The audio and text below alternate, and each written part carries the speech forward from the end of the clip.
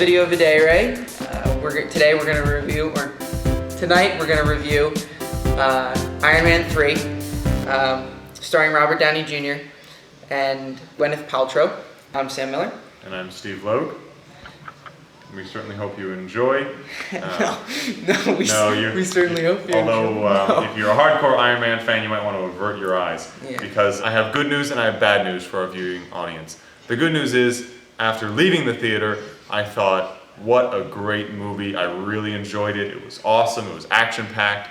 The bad news is, 15 minutes after leaving the theater, I thought, what was I thinking? This was a horrible movie.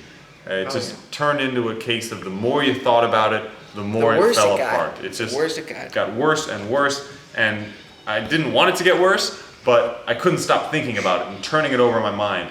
And that was true for our whole group that went to see Iron Man 3. It just deteriorated under closer inspection. It was really a shame. I have to say, our merry band of seminarians did not like that movie as well. It had a whole lot of potential. This movie is about Iron Man facing off against one of his arch nemeses, the Mandarin, who is a mastermind in, it seems like he's a terrorist, something that kind of tied into the first one. So you're like, okay, so maybe this Mandarin is going to be like doing bad stuff in Jensen's homeland, and Tony's going to want to go fight this guy, and he's going to be like, the Mandarin's going to be masterminding a whole bunch of like explosions and stuff in the United States and in this place. And what you get is nothing like this. You get just like Avengers is okay. Like I did think it was like a great movie, but a lot of the lines in that movie, some of them were just throwaways. Just, they just threw them out there, and, throwaway lines, by what I mean by that is just like lines that are there to be funny, but they're at the wrong place at the wrong time, because they're funny, and they relieve all the tension. And this movie's chock full of that. There are a lot of little parts in the movie that are good. Little bits of technology that are really interesting and really play well. He uses the suit well in some cases. No, but like that's the thing. Like he brings the suit in, and it's like all these suits. You see it in the trailer. All these suits, the army suits. And then he doesn't do anything with it. Oh yeah, like of course. Like the same thing with like the second movie in War Machine and when War Machine first shows up and they're fighting all those drones, and you're like, oh, it's gonna be a cool scene, and it was 30 seconds, and that's it. This is the same concept. All these things, but they accomplish nothing.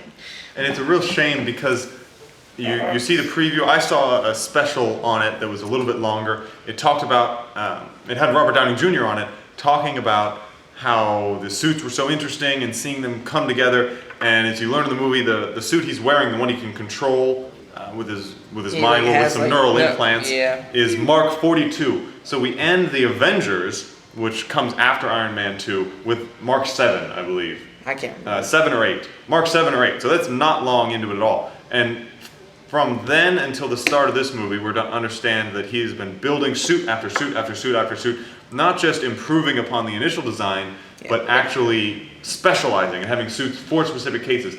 Then you can see this in some of the suits. They're different, they're unique, they can break apart, they're big and strong.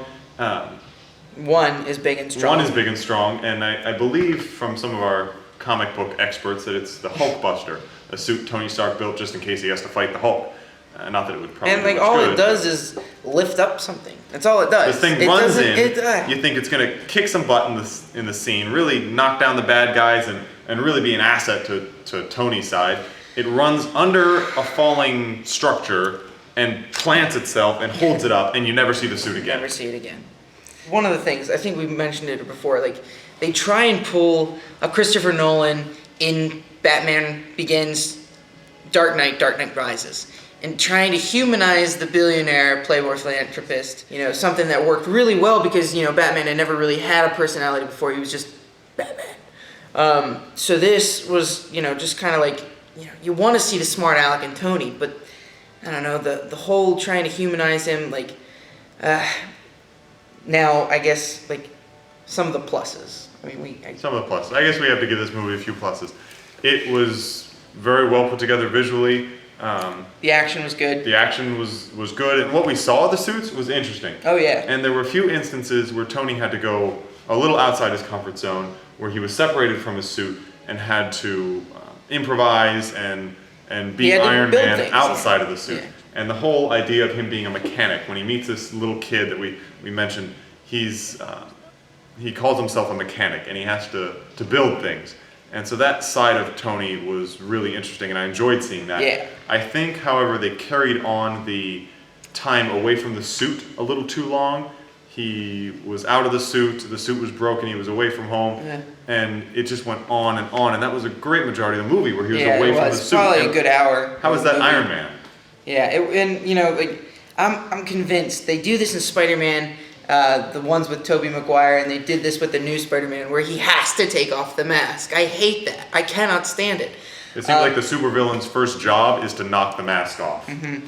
And so this whole thing with like Tony Stark, like the cool thing, and that's why I thought it was really cool, is that they were able to penetrate the mask and show the camera of what he looked like while he had the mask on. Very believable. Yeah, and it was fine. Like you could suspend your like, oh wow, we're actually inside looking at it. He's got like a whole lot of his head in there, but that was cool, and you could see more of his face. And then in this one, you just he was hardly in the suit. There was probably maybe a total of 30 minutes that he's in the suit throughout the whole movie, and the movie's about 2 hours. Like it's got a long time, Bill.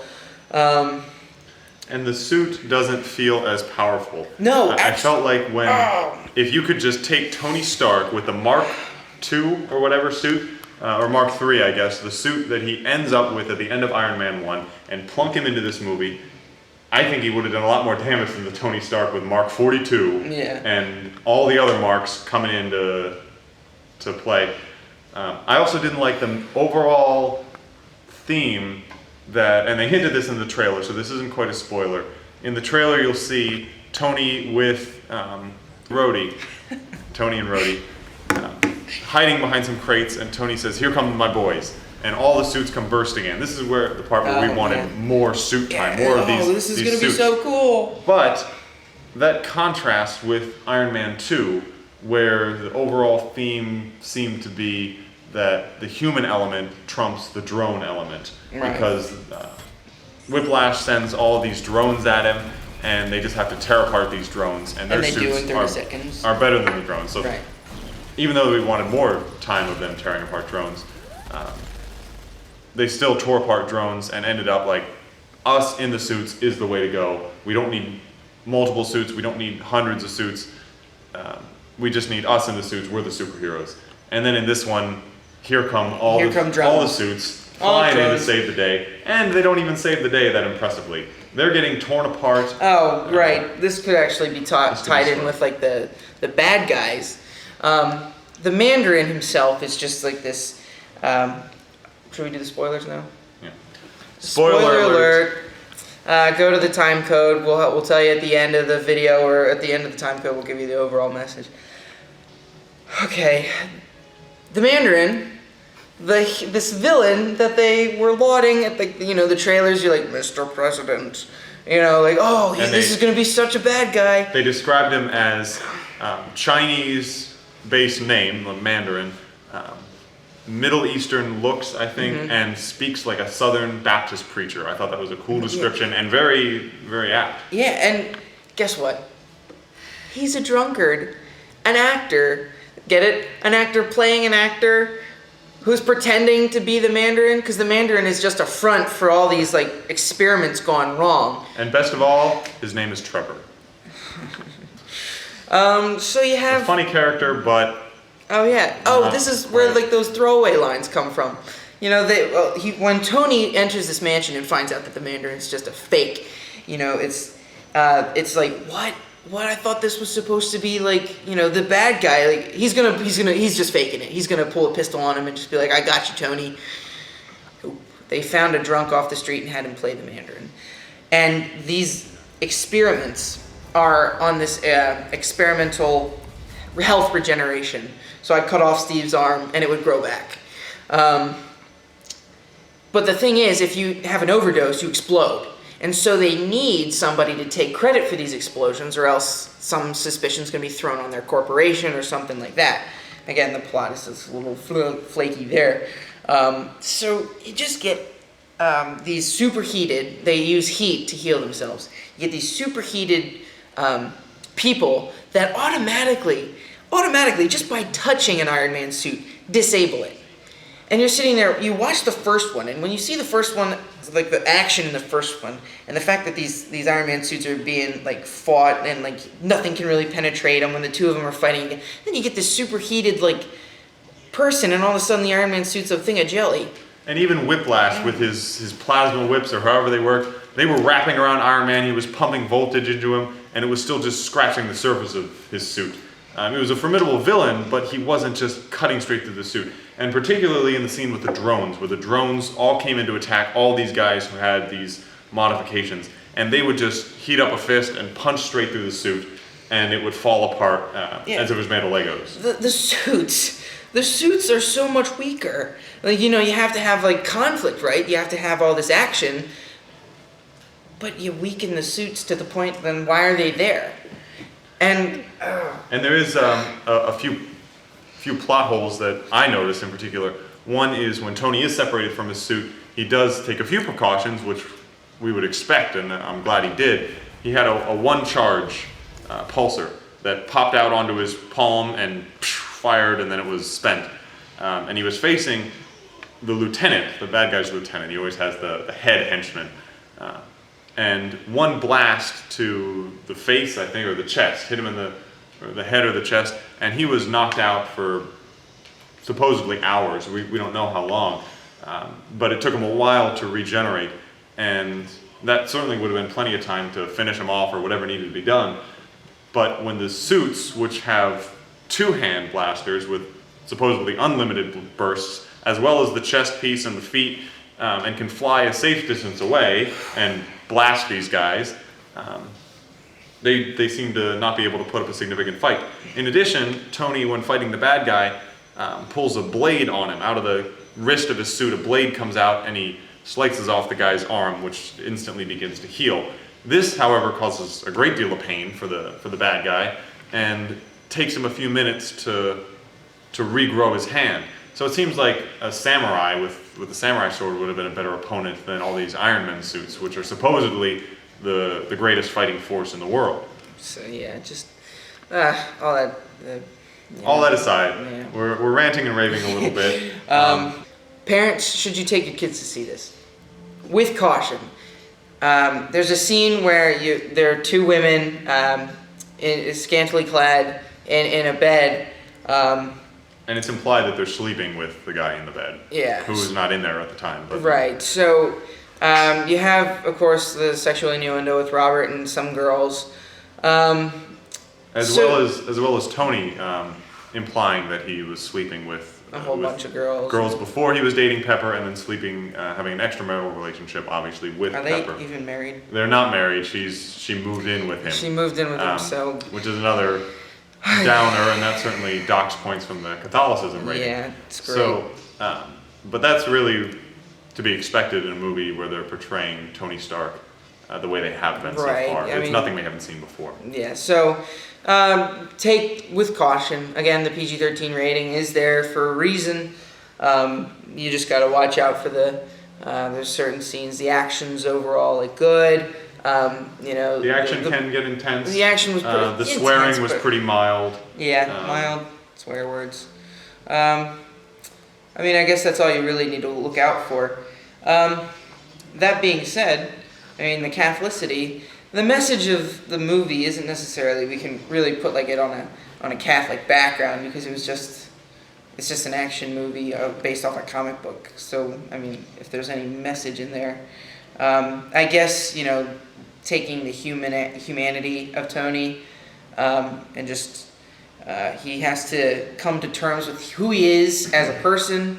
Something that we all need to do, come to terms with who we are as a person, and hopefully grow in a relationship with Jesus Christ.